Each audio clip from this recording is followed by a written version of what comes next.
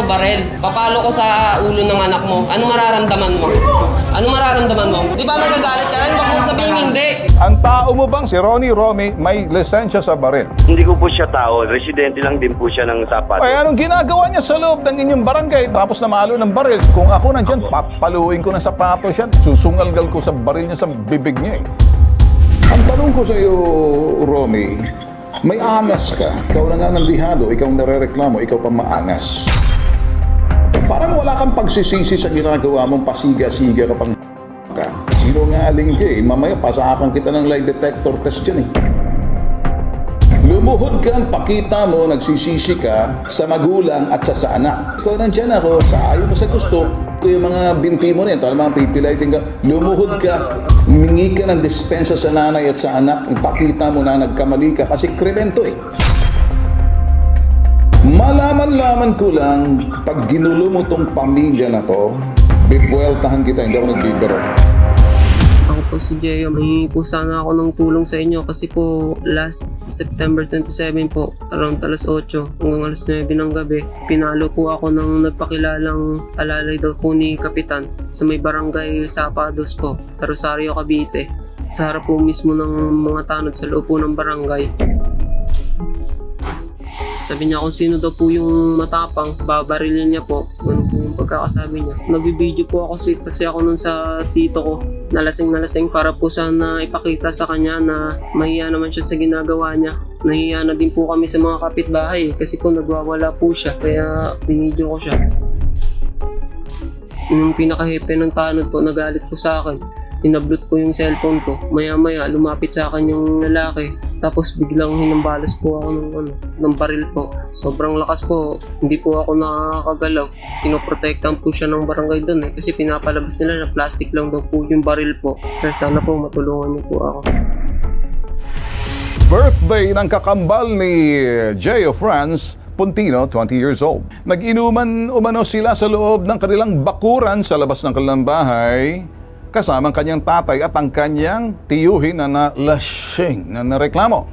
Nang malasing, ang tiyuhin ay nagkaroon ng komosyon dahil nagwawala na ito at wala naman daw nangyaring sakitan. Inareklamo lang ng mga kapitbahay. Inareport sila sa barangay, kaya naman ang pangyayari rumisponde naman ang mga tanod ng barangay. Nang dumating daw ang hepe ng tanod ay binitbit nito ang kanyang lasing na tiyuhin sa barangay. Naisip naman itong pamangkin na si Jeyo na videohan ang nakakahiyang ginawang eksena ng kanyang tiyuhin para ipakita ito kinabukasan sana. Subalit, nairita daw ang mga barangay tanod. Isang lalaki ang lumapit sa kanya at nagpakilala tao raw siya ni Kap. Alalay siya ni Kap. Alam yung ginawa? Pinalo siya ng baril sa ulo malapit sa tenga. Nagpakilala itong alalay ni Kap, Joseph Pacifico. Nang magreklamo siya kay Kap, ay ang ginawa naman daw ni Kap, abay, ipablatter mo ang reklamong yan. Pagpasensyahan na lamang daw ito, ang alalay, sa ginawa ng alalay, total, plastic naman daw yung baril. Ang larong baril lang naman yan. Binalo sa ulo mo. Ang sabi naman ng pobre, kung plastic yan, di sana nasira yan. Plastic eh. Bakal eh, baril eh. Eto, may bukol ako. Abay, plastic, bukol nga eh. Kasi sabi naman ng nagreklamo, kung plastic yan, di sana nabasag. Oo nga naman, ano? Tama bang ginawa ng tao nitong alalay, nagpakilalang alalay ni Kap? Ay, gusto nating malaman. Ngayon, ang nagrereklamo ho, lumapit sa atin. Ngayon, sinusubukan natin makausap at matawagan si Kap. Kanina, nang tinawagan ho natin, yung mga staff ho natin, ang sinabi, abay, natutulog pa si Kap sa kanyang kwarto habang kinakatok. Kap? Abay, tulog pa. So nag-iwan kami ng mensahe. Nakakahiya talaga kung minsan tayo nagpa-public service na libre naman tong ating ginagawa. Hindi tayo tao ng mga gobyerno. Sila yung sinisweldohan, hinalal, nandyan sa pwesto. At pag public service at pagkatas kinatok natin, tulog pa rin. Kaya ngayon, susubukan uli natin. Hello po. Magandang hapon sa iyo, Cap Joseph Pacifico. Sir, kami ho'y lumapit sa inyo kasi may insidente ho nangyari daw sa inyong barangay. Lumapit sa amin yung nagrereklamo si Joey Franz Pontino. Tama Opo. naman daw ho ang ginawa ng inyong barangay. Opo. Nakakahiya daw hong ginawa ng kanyang tiyuhin dahil lasing at Opo, wala opo. naman daw nasaktan kundi binidyohan niya sa loob ng inyong barangay para daw pag nahimasmasan at kinabukasan papakita sa kanyang tiyuhin. Hindi Opo, raw opo. nagustuhan ng isang kay tauhan nyo riyan, nagpakilala, alala nyo raw, Kap, si Ronnie Romy, pinalo siya ng baril sa ulo. Ngayon, Kap, kung ito'y nakaabot sa inyo, sabi niya, ang sabi mo, baril lang naman na plastic yan kaya mag-ayos na lang. Ito ba'y totoong Opo, sinabi nyo, Kap? Hindi po. Ang sabi ko sa kanila, kung kinakailangan i-demanda mo siya. Okay, pero sir, Opo. kinukonsente niya ba ang mali o tama? Kasi dapat dito, kinukundi niya na malo ng baril sa ulo sa loob ng inyong barangay. Hindi ko po kinukonsinti. Kaya kung hindi nyo kinukonsente, sir, bakit nyo patawag yung tao para pagpaharap at sasabihin, wag mong gagawin yan? Tatayo kayo para doon sa sinasabing nagre-reklamo at kundinahin yung inarereklamo na malo ng baril sa ulo. Pinagharap ko na po sila rito, sir. Okay. Opo, ang sabi ko nga po, i-demanda na nila. Dahil ang sinasabi nga po ng yung namalo raw, Sir? pekes. Sir, sandali, ano? Opo, opo. Pag maliho ata ang posisyon, hindi pagdemanda, sir, law enforcement nang papasok dito. Hindi ho ba dapat magtawag muna kayo ng pulis para imbestigahan kung ito ba'y si Ronnie Romy may baril? Ang tao mo bang si Ronnie Romy may lisensya sa baril? Hindi ko po siya tao. Residente lang din po siya ng Sapat. Ay, anong ginagawa niya sa loob ng inyong barangay? Nakikialam siya sa tapos na malo ng baril sa loob mismo ng barangay. Hindi ba mali yun? Nung kaharap po sila, pinagsabihan ko nga, wala kang karapatang makialam dito sa amin. Yung tao na... Sino sa palagi niyo sarang agrabyado? Sir, yung pinalo. Okay, kanino kayo tatayo bilang barangay kung kayo maglulupon? Sa namalo o yung pinalo? Sa pinalo po. Okay, kundinahin yung namalo. Kasi mali, hindi ba? Nasa Opo, tama opo, tayo, opo, sir. opo. Ngayon, kung sasabihin nyo, gagamitin yung hukuman at ang hukuman para huminang kaso, tatagal, mawalan ng gana yung sinasabing nagre-reklamo, hindi tama para sa akin, sir, na sasabihin mo, teka muna, magdemandahan kayo, kasuhan mo.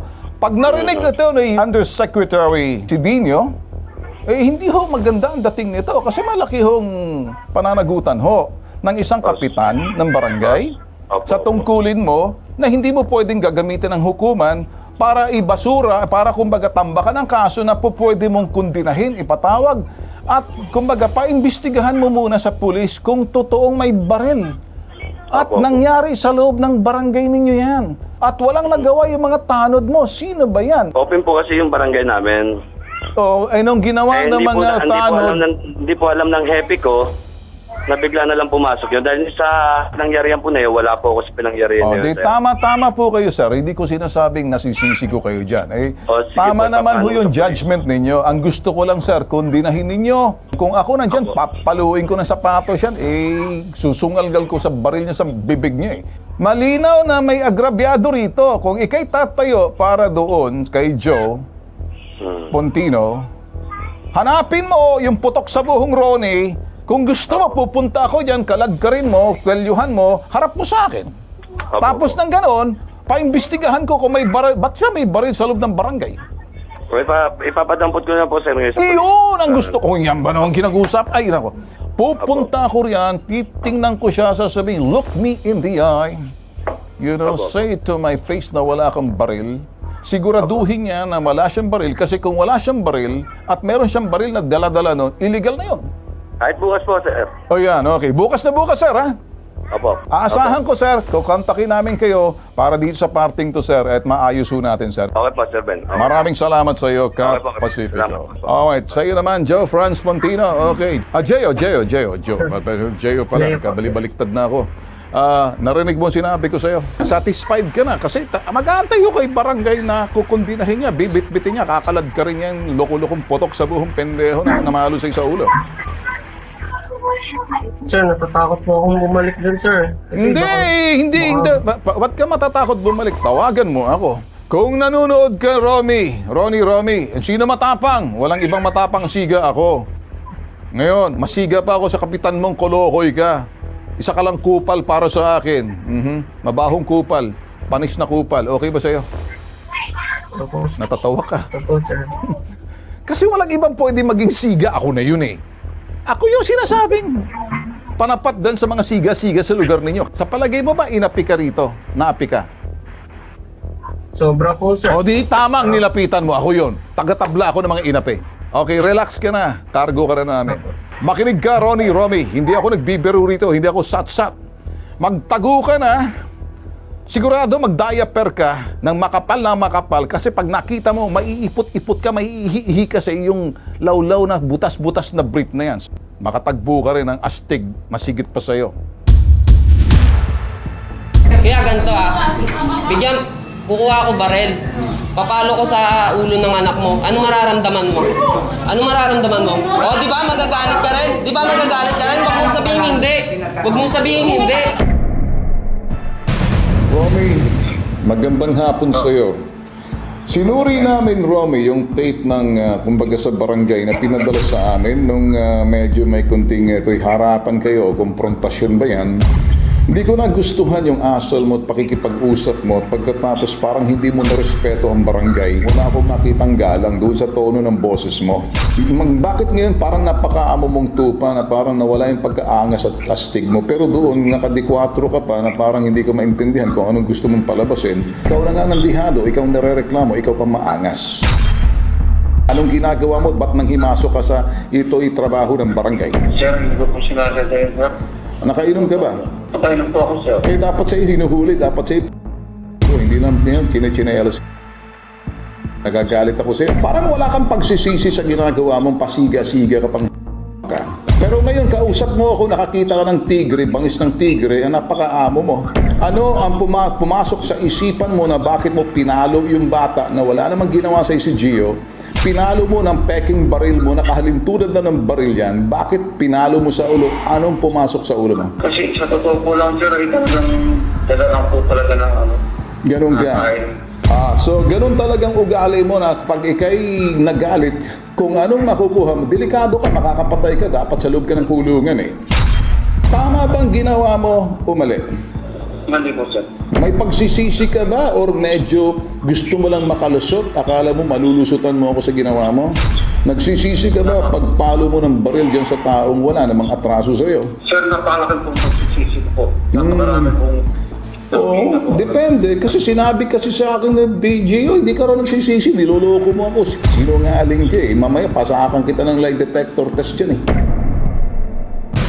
Pag ikay nagsisinungaling sa'yo, isang batok, isa bawat sinungaling. Kita diyan eh. Sabi ni Gio, hindi ka raw nagsisisi. Parang ang angas pa ng dating mo, bastos ka. Opo, sir. Bastos ka. Totoo po. Inaamin mo, okay. Humingi ka ng paumanhin dyan sa biktima mo. Humingi ka ng paumanhin sa nanay ng biktima. Gusto kong marinig sa harap ng kamera kung maaari lang. Kikwelyuhan kita, paluluhurin kita kung ayaw mo eh. Kita na talagang para lumuhod ka sa harap nila. Ginagawa ko yun eh. Totoo bang nagsasorry ka? Opo, sir. Kanina Lumuhod ka! Lumuhod ka ngayon sa nanay at sa anak. pag-uusap na... Lumuhod ka, pakita mo, nagsisisi ka sa magulang at sa anak. Ako na nagsasabi sa'yo, lumuhod kasi ko nandyan ako, sa ayaw mo sa gusto. Yung mga binti mo rin, talagang pipilitin ka, lumuhod ka, pakita mo na nagkamali ka kasi kremento eh. Mapapatawad mo ba? Totoo ba yung pagluhod niyan? Kasi kung hindi, pupuntahan mo, Ito po, sir, naghihingi po ng tawad sa amin. Okay, mapapatawad mo ba yan? Noon po, sir, yung lang ang hinihingi namin sa kanya sana eh. Romy, makinig dyan. Andiyan ka ba, Romy? Oo, sir. Nandito ako, sir. Ligtas ka. Pinatawad ka eh. Kung hindi ka pinatawad, yari ka sa akin eh. Ngayon, bibigyan kita ng pagkakataon kasi sabi mo nga ngayon, pag ang taong totoo nagsisisi, pinatawad ka ng pamilya, wala akong magagawa, pinatawad ka eh. Hindi kita pwedeng personalin eh. Mihingi ng hustisya yung mga yan, magulang at anak. Na pinatawad ka, ligtas ka. Isa lang ang aking mensahe, wag mong papakialaman at tatakbutin, duduruhin. Pag may nangyari sa pamilya na yan, babalikan kita. Naintindihan mo ba ako? Opo, sir. Sa simula ngayon, tumino ka na. You understand? Naintindihan mo? Opo, sir. Magwawakas tayo rito, tapos na to. Ayaw ko nang bumalik sa akin. Ayaw ko na maulit to. At ang sino man makakapanood ito, ganito rin ang gagawin ko kahit sino pa man yan. Kahit na politiko yan, kahit na sundalo yan, kahit na pulis yan, wala akong pakialam. Naintindihan mo ba ako?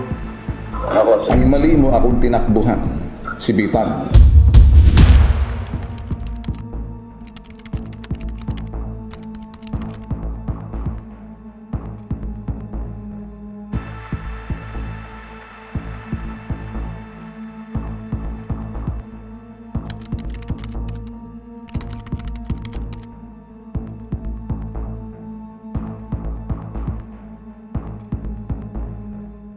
If you like this video, give us a thumbs up, click like, and subscribe to be notified.